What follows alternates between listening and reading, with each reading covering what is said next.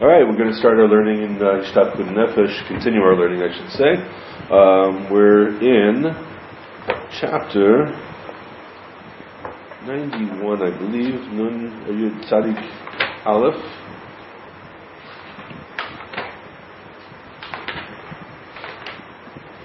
Right, here we go. So he says like this. He says like this. I say like this first. Harinim kasher etzmi b'atzmenu v'limud Torah zu l'kol tzadikim v'amitim sheberoim l'kol tzadikim v'amitim shofnei apal kedoshim asher b'tzeim ufar l'meinu kadosh tzadik yisod olam nachal noveh mekor chokma Rabbeinu Nachman ben Fege Nanach Nachman Newman Chusam again leinu l'kol Yisrael Amen. If you will, Hashem, please, in the power of this learning, you should give healing to whoever needs healing, Yeshuas to whoever needs Yeshuas, and most importantly, heal your world, please. May it be your will that we should be able to take these ideas and deeply internalize them and use them to be able to elicit your mercy, to be able to heal this crazy, dangerous world. Okay. 91, Tzadik Aleph. Mivua b'divrei Adonai Rabbeinu v'zivnu lecha she'eker klei zayin shel Yisraeli hu atfilah, that the main weapon of a Jew is prayer. Rabbi Nachman explains this a number of places, but here he's quoting Likutei Moharan in the second Torah of Likutei Moharan. U'mi shezacha lechem v'tfilah k'mo shekasu b'charbi kashti, and the one who merits to this sword of prayer, and he's quoting that it says when in Reshit when he says I went out with my sword and my bow, and Rashi says there that's referring to tefillah and bakasha, that's prayer and requesting. Now, so whoever does merit this sword of prayer, it's not just enough to have the sword. You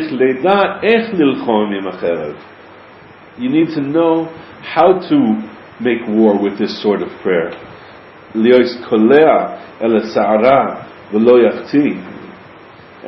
to hit the hair and not miss.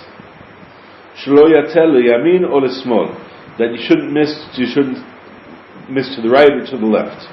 And it says, okay, so if you want to know more, see that Likutei Moharan and Likutei Moharan Bet. Hainu shelo yit'eh chas v'shalom shetfilos him larik. So he says that, what does this mean, not missing to the right or left? And if I'm not mistaken, this is Rav Nassan. Yes, this is Rav Nassan who's talking. And he said, Rav Nassan is saying that when we say don't miss the right or the left, he's saying that this means that you should not get mistaken attitudes about prayer.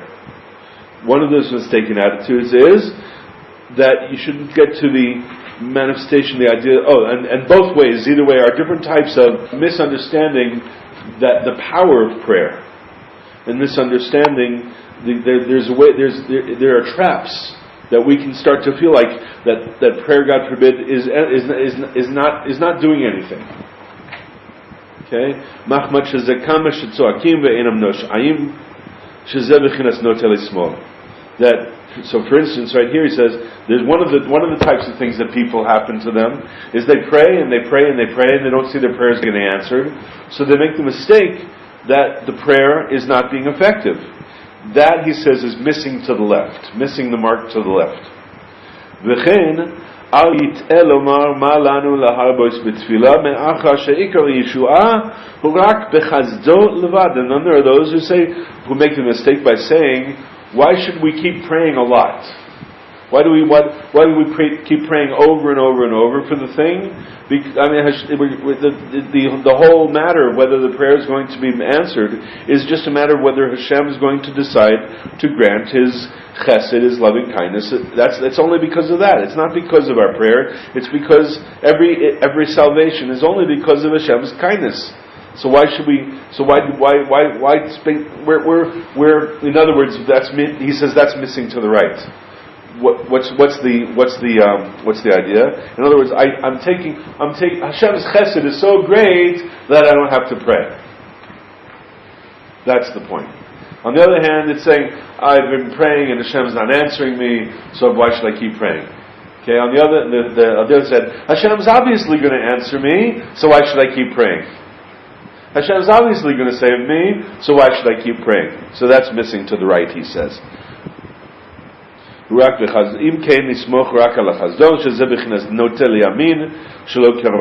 That means missing to the right, relating to prayer inappropriately.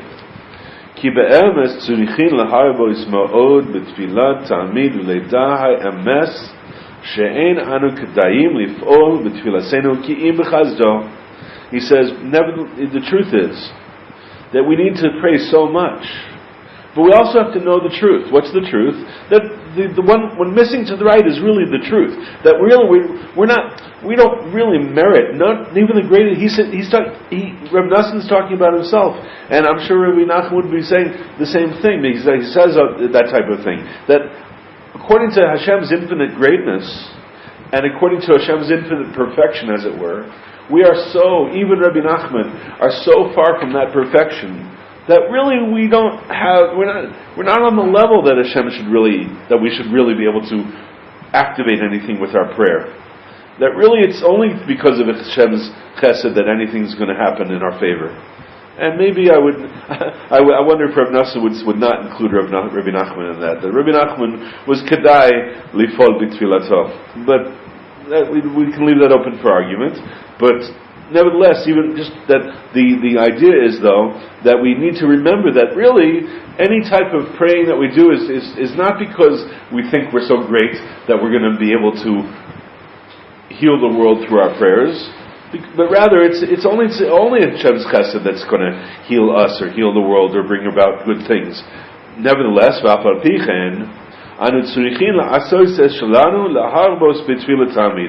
says, but that's not our business. Our business is that our job is to pray. Our job as Kohanim la'amim, the priests unto the nations, right? Mamlechet Kohanim v'goy kadosh, a nation of priests and a holy nation. Our job as Am Yisrael is to always be praying.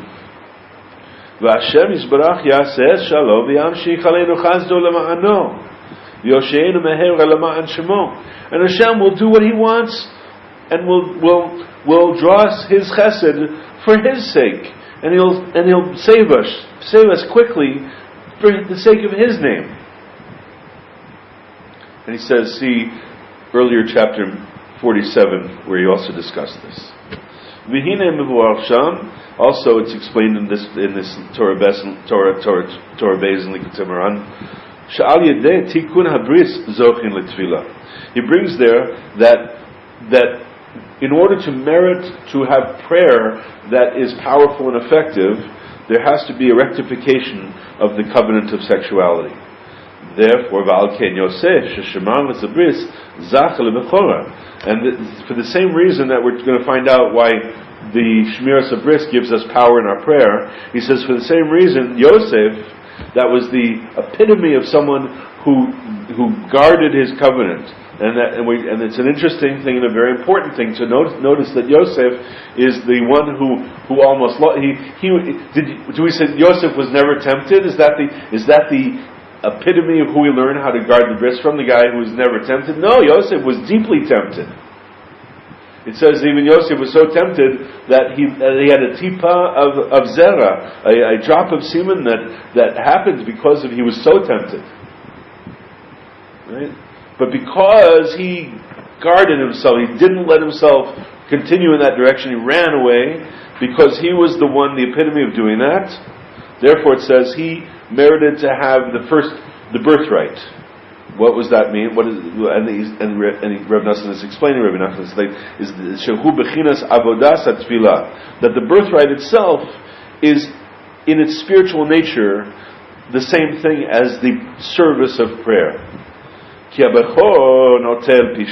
Why? What's this about? What's the bechor? What's the birthright? Because the halacha of a bechor, of the firstborn, is that he gets a double portion of the inheritance. Okay, and we were talking in other times about the inheritance, being that prayer is part of the aspect of inheritance. Because when we're talking to Hashem, what does Hashem really want? The inheritance of Eretz Yisrael. And Rabbi Nachman talks about in elsewhere that Eretz Yisrael is the aspect of Emunah, is the aspect of Tefillah, and so therefore the inheritance, the Nachala, is the inheritance of Eretz Yisrael, is also the inheritance of the attribute of prayer. So therefore, the Bechor who gets Pishnayim, who gets a double portion of inheritance, Shezeh Bechinas Cherev HaTfilah. Also now, this Pishnayim is two times. The word Pishnayim, which means double portion, it also literally means two mouths. And that's the aspect of the sword of prayer, because it's Sheyesh Ba Pishnayim, because it has Pipiot, it says in the verse in Tehillim. It has two blades. Right? The sword has two sharp sides. Right? And that's like two it's called it's called Pipiot, two mouths. So that's the two aspects of the sword are the aspect of the double portion. And the two portions relating to prayer are what? There's two aspects of prayer. Shivcho shel makom, u'she'elas tzrachav, the praise of the place, or Hashem as the creator of this place in this moment. Right? That's one type of aspect of prayer. That's one mouth of prayer. U'she'elas tzrachav, and asking for his needs. That's the other type of the mouth of prayer. Bechinas Cherev Pipios, which says right here, we're talking about the two-bladed sword. Shnei Pios, two mouths. V'nitla meruven al yidei shechilel yitzu'ei aviv. And how did Yosef get this double portion? I mean, what needed, since he was Shomer Bris, so the double portion, his aspect of being the firstborn, that right was taken away from whom? It was taken away from Reuven. Why? Why did Reuven lose it? Because he defiled his sexuality. Right? It says because it's a very big mystery exactly what happened with Reuven, but it's brought down that he defiled his father's bed, meaning that something was defiled in the sexual purity of his father's relationship with his wife. Because, as it says in that teaching, that anyone who sullies, who damages, who pollutes the sexual covenant loses the power of prayer. And he says, now we're going to understand something about really the service of ritual circumcision, Brit Milah. Okay, that's. So there's bechinat chituch upriya, because there's two cuttings that have to be done. There has to be the cutting away of the outer membrane, which is called the chituch, which is the orla itself, and then the pri'ah is the removing of the inner membrane, and both things have to be done in order for the bris to be kosher. Sheklipas ha'orla va'priya hem bechinas klipas esav yishmael, because these two outer coverings, which are called klipa means shell, means something that surrounds the good, surrounds, like the shell surrounds the fruit, the klipa surrounds the holiness. And so these two membranes, the foreskin itself and then the inner membrane, are spiritually related to the spiritual darkness of Esav and Yishmael, the Esau and Ishmael. Because they themselves, those which brought down that each of those two people that came out of Abraham and Yitzchak, right? So Abraham and Yitzchak had intrinsic pollution, spiritual pollution, that had to come out as an embodiment. So therefore Abraham had a son Yishmael, and he was the embodiment of that spiritual pollution that was in Abraham Avinu, that was cleansed out. And then Abraham, after that, had a pure communication of light in his sexual relation, and that's how Yitzchak, pure Yitzchak, came out. But even Yitzchak was not completely pure. He also had a sifting to have done. He had still a bit of spiritual pollution, and he came out now. Whereas Abraham had two sons from two different wives, Yitzchak's klipa was close enough now to the actual root where his sons were twins from the same wife. And one of them is Esav, who was the embodiment of the klipa, of the darkness that was still attached and had to be purified from Yitzchak. And it happened at the same time at Yaakov, which was the embodiment of that absolute purity.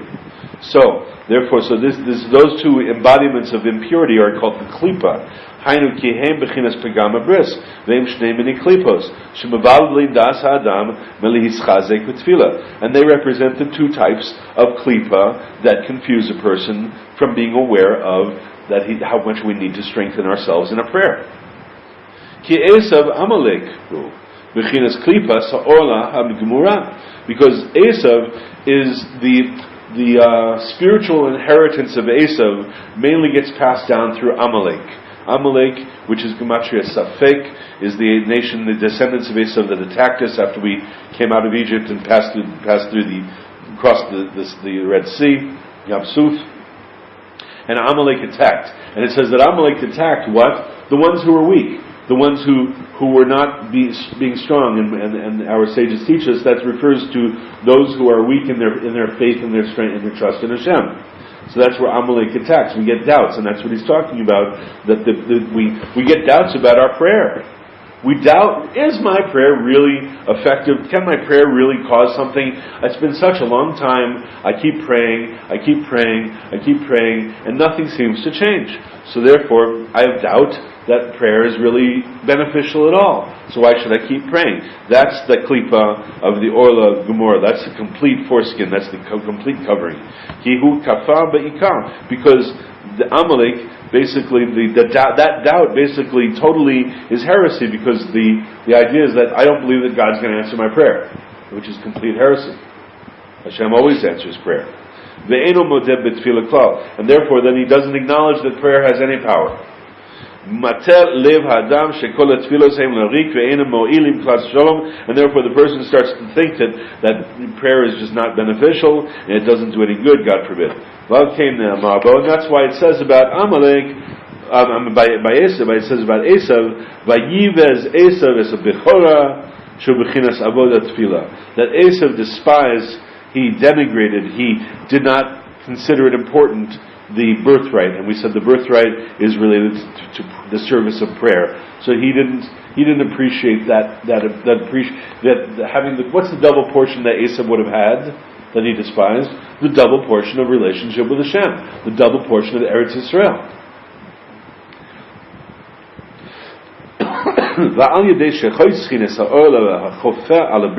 So what happens? The moil comes along and he cuts off that piece of covering skin. And what this does is actually spiritually, energetically, in a consciousness way, cuts off the heavy tendency to have that klipa, that doubt, that complete heresy. So the question would have to come up at this point, and my question, well, if that's the case, then how come Jews that have gone through bris milah can get caught up in the doubt? So if you're saying that's what that does, then how come a circumcised Jew can even get caught up in this doubt afterwards? So I'm going to say it's that it doesn't mean, look, when we have it's the same idea over and over. Having that bris milah, sets up the stage for guarding the bris. So in other words, the klipa has been removed. But if the person allows himself or herself to go back into the lusts of sexuality, lusts of physicality, then it's as if the klipa, as if that is thrown back. And on a spiritual energy, that's what happens. Okay? So therefore, that's why each time a person makes tshuva from that, there has to be a new cutting, there has to be a new immersion in the mikveh, there has to be tikkun klali and the healing of the 10 times of song, so it's a very great damage. So when the person has the bris, it sets up the framework for this being able to be a strength. But we have to be guarding that strength. We have to be guarding that state of being.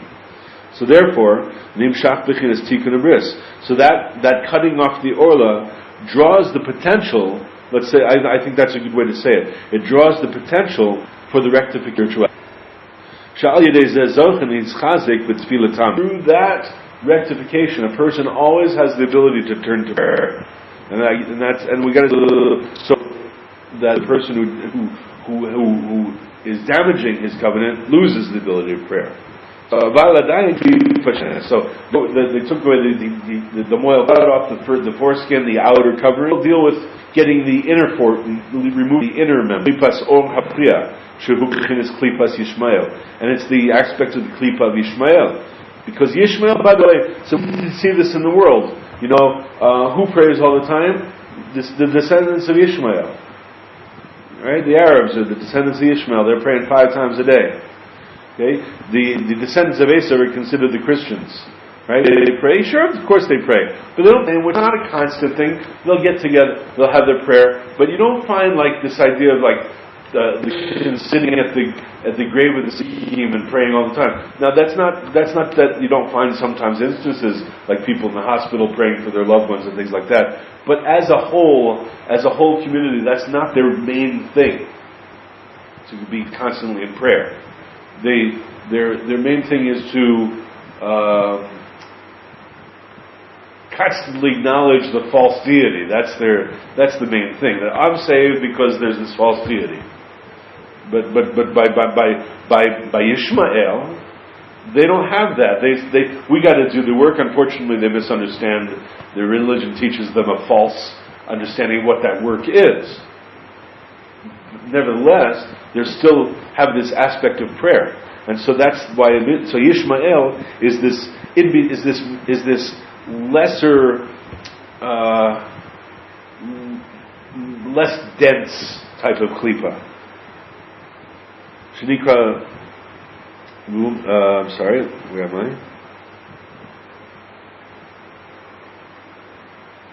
V'chinas klipas Yishmael, shemisham nimshach ta'us acher balev lisrasher betfila chas shalom achma shenimelo shekvar shama Hashem yisbarach bevadai es tfilaso. Now this Yishmael is like God heard. His name means that Yishmael. God will hear. All right, and he's saying that's the type of prayer where you feel like, okay, God's going to hear my prayer. I don't have to pray much because God's always is going to answer my prayer. Bifrat keshero'eh is a tzmichat keren Yeshua shazni melo shekvar niskabla tfilaso. Especially when a person sees a beginning of a salvation happening, then he feels like my prayer was received and things are happening for the good now. And then he becomes lax, and becomes lax in praying with continued fervor and intensity and frequency. And that is this second type of klipa, and that's when it says that he was called Yishmael. The verse there says the reason he was called because Hashem has heard your poverty. It's talking to Hagar, and the Targum there, the translation into Aramaic, Arei kabel Hashem yas tzloisech, that when it says that Hashem is going to listen to your impoverishment, the accepted meaning of that is that because Hashem has accepted your prayers. While Yedei mitzvahs priya mevatlin gam haklipa zois v'zochen ischazek b'tfila tamid liosmoda al havar al hatzmicha sekeren Yeshua shera'ah. Okay, so through this mitzvah of priya, what does this set up? This nullifies the klipa of getting what's the word I'm looking for? Taking it for granted, or getting taking it for granted. Okay, I'm seeing it's happening now. My prayer is being answered. Things are happening for the good, and I don't have to pray so much anymore. That tendency is nullified by doing this part of the circumcision, this part of the bris milah, removing that inner membrane. And so what happens is gives the potential and the more likely ability to one, be acknowledging and thanking for the past, that this beginning of salvation has happened to Hashem, and nevertheless V'latzok la'atzid lavo. I'm going to continue to call out and scream out to you, even though I see that, based on what's been happening, things seem to be very good. Ki adayin lo nigmara hayeshuah, v'adayin anu tzrichim הרבה yeshuos ma'od kol yemei chayenu. Because even, you know what? Even if it got good, Ken Yeratzon. So going through a tough time, and the person's praying and praying and praying, Hashem, please, it's amazing that you give me this tough time, and I'm asking you, begging you, please help me through this and give me salvation to be able to that the situation change. And the person starts to see the situation change. Right? So now what are you going to do? First of all, thank you so much, Hashem. You've given me so much already. It's so beautiful. And I know that there's so much more that's needed to unfold and that you want to give me salvations. So I'm going to continue to ask you and beg you, Hashem, I need more salvation. Because he says, just because one period of time is finished, the life is a turning wheel. And sometimes we're down and sometimes we're up. And that's the whole life, up and down. And even the Goyim know that, biorhythms, and everything's always cyclical ups and downs. That's why Rabbi Nachman teaches that in order to do tshuva, you have to be expert in going up, you have to be an expert in going down. Because that's the way it is.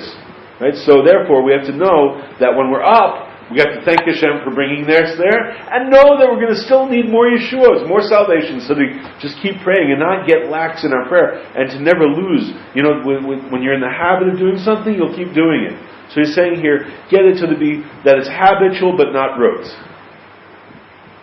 Habitual to pray, that you're in the habit of praying, but it's always full of presence.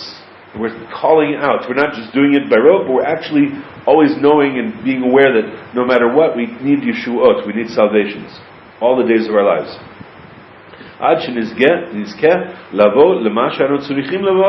Until we can merit to come to what we need to come to, each of us according to our own tikkun. We came here to have these trials and tribulations and to receive rectifications and go through tests and pass tests and fail tests and to get rectifications. That's why we're here. And so the only way we can do that is to really do it and come to what we're supposed to come to is by constantly having this relationship with Hashem, this intimacy where you talk to Hashem about everything and constantly asking and thanking, begging for and thanking, praising Hashem for what He's done and the goodnesses, and asking for the help for what we need help for each time. So therefore we need to be constantly praying and encouraging ourselves, reminding ourselves to keep praying more and more and more. And I'm telling you, I'm at least all the time, I'm teaching myself. What you think? This is actually, I think in our kabur, this is the fourth time we're almost finished. We've got a few more, 10 more chapters, 11 more chapters, and what am I so much better at tefillah? Well, Baruch Hashem, it's slowly but surely progressing. But I see how amazingly the Yetzer Hara will get me distracted, and still I have a long way to go before I'm in the place where I can say I'm praying a majority of my time. Then I'm not down on myself. I mean, I'm progressing. I came from not praying hardly at all. Maybe I'll once in a while if I needed something really was terrible going on, and God forbid, as they say, no atheists in a foxhole.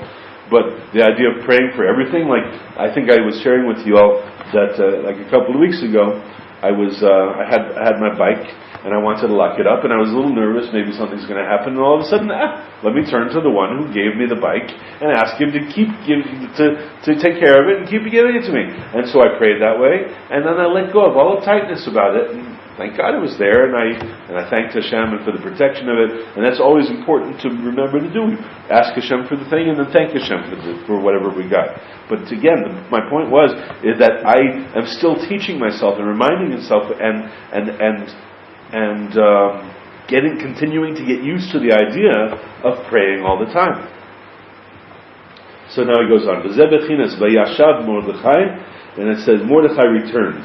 And our sages explain this as that he returned to Sheshav, Lesako, Uleta'anito.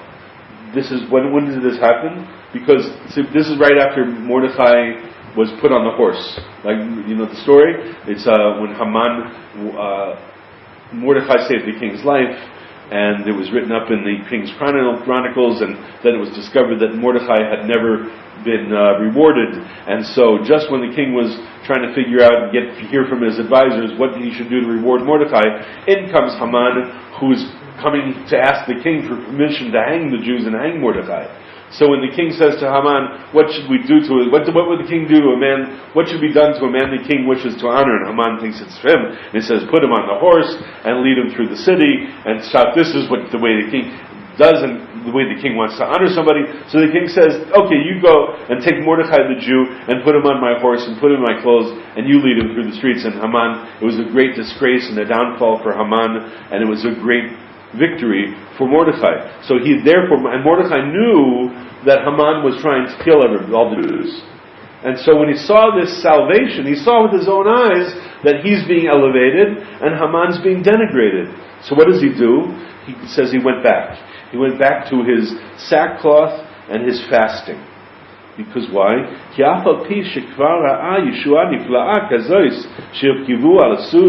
That even though he already saw this amazing salvation, that they put him on the king's horse with the king's clothes and they're calling out before him, etc. Nevertheless, he didn't become lax in his prayer.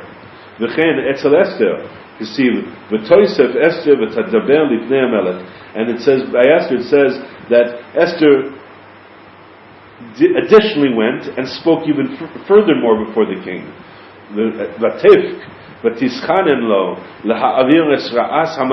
And she cried and supplicated to remove the evil of Haman.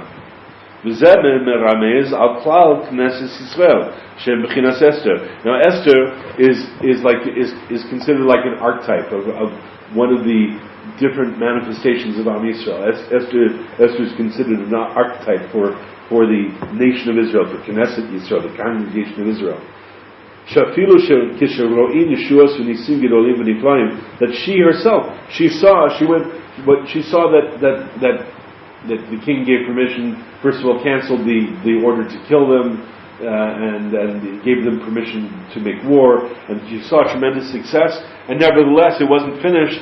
What did she do? She didn't wait and see how it was going to come out. She went back to talk to the king again, and pleaded before him to get rid of the evil of Haman completely. So that's us. That's Am Yisrael. What do we have to do? That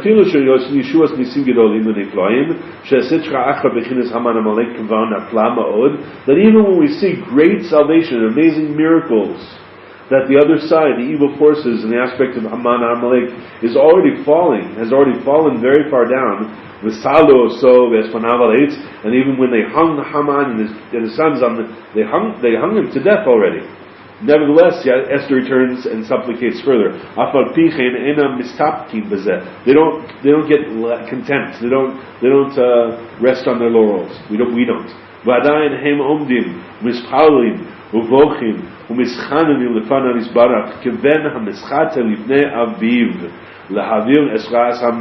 That we still stand and pray and cry and beg before Hashem like a son that is trying to appease his father, to get rid of the evil that is Haman, which is evil, complete evil, the other side, which is evil. To get rid of it, and that's all of us. How much do you do it? How much do I do it? How much do I talk to Hashem like a little boy? Like Hashem, the world is full of pain and evil. Abba, the world is full of so much pain. Please take away all the evil. Finally, please take it away. Please let it be enough. You've given so much. You've protected us with so many miracles. Look at all the things that have happened that could have really damaged us. I mean, it's horrible, every Jew that gets hurt, but Hashem, I see that you've been protecting us. But Hashem, that's not enough. You have to get rid of the evil. Please, Abba. Please, my Father. Here I'm talking to. What am I going to do? All I'm asking you is to show your love. Show your love like a father loves his children. And get rid of all the darkness. A father that loves his children, Abba. Father, a father that loves his children would certainly, if he had the ability to make his child protected from evil and get rid of the evil, what father wouldn't do that? What healthy father that loves his children wouldn't get rid of the evil? So please, I'm begging you, and that's how we all have to talk to Hashem all the time, and not fall away from that. And that's what Rabbi Nachman and Rabbi Nassim are teaching us here. That this is our nature, this is what we have to do, and we're not used to it. So it seems weird or it seems uncomfortable. But we have to get behind that. We have to push ourselves and do it when the world needs us. The world needs us. We're not doing our job enough, and this is our job. To get rid of it, evil. She's cool. Lihitaher, lihizkadesh, lagamre. Please Hashem. What if you're a Jew you'd love to be really religious and you'd love to be able to do it, but it's just too hard. Well, you have to tell Hashem that. Hashem, please, that's so hard for me to do all of this. I'm begging you, it's only because of the evil. It's only because of the Sitra Achra. It's only because of my Yitzhara. You know my Neshama, Hashem. You know my Neshama wants your Kedusha. You know my Neshama wants your mitzvahs. It's only the other side. Please, Hashem, eradicate the evil. Bring me close to holiness. Bring me along the path of holiness and raise me up. That's the type of thing we want to be constantly asking for and begging Hashem to purify us and sanctify us. Uve'emes. And so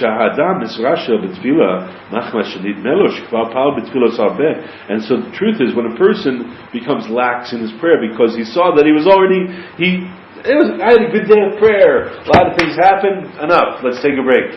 That, he says, when a person has that attitude, I don't really have to pray so much anymore because life's good right now. Which is, as we said, that's missing to the right.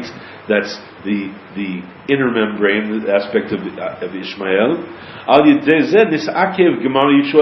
Then what happens is that the completion of the salvation doesn't happen. It's not a complete salvation. It's only a partial salvation. And his own exile will be elongated, God forbid, because he was lax in tefillah, in prayer. And then what happens like this? Then once that vibration of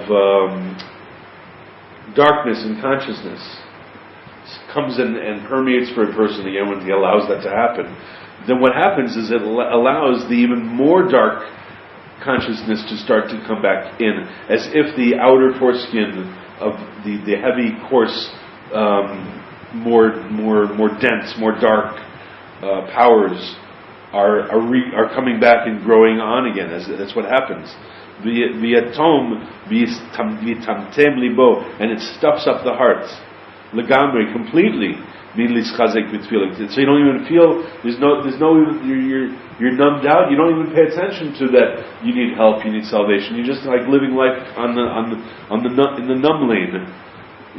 That's a lot of sitting with your phone and playing games and that your entire Pokemon Go, whatever it is. That's your entire life is all something that's external, and there's really no internal experience of your life or in relationship with your Creator. Therefore, that has to be. We have to constantly be alert to make sure that we keep praying. So that's why both of these klipas, we got to be careful not to get discouraged when our prayer hasn't been answered, and let ourselves think thoughts from the other side that say, "Oh, see, prayer is no good. It's no beneficial." God forbid. That's missing to the left, and we have to also be careful that when we have been successful, that Hashem's been answering our prayers and things are going better, and that we have to keep crying out that things are not completed, that begging for the complete Yeshua. May we be zoche to continue to pray. And let's do it right now. Prayer right now. If you're listening to this in the recording, go ahead and do this right now. Don't waste the moment. You just heard about this idea. Say a prayer right now, asking, begging, silently scream. If it's an appropriate place, out loud scream. And inside your screaming, inside your oi, have thoughts of, please Hashem, bring me to prayer. And hold those as thoughts inside your scream. And then after you finish your scream, then say the words. This is a very powerful way Rabbi Nachman teaches of actually bringing about what you wanted to bring about, plus it brings tremendous good to the whole world. When we hold a yearning inside of ourselves, as a silent scream, as a thought, and then amplify it, make it a scream, and make it an oi, either silent or verbal or both, or audible or both, and then at the end say the words. So, for instance, I'm going to talk, I want to be able to remember to pray. I want to never be lax in my prayer and always believe in the power of prayer. So I'm going to hold that as my yearning.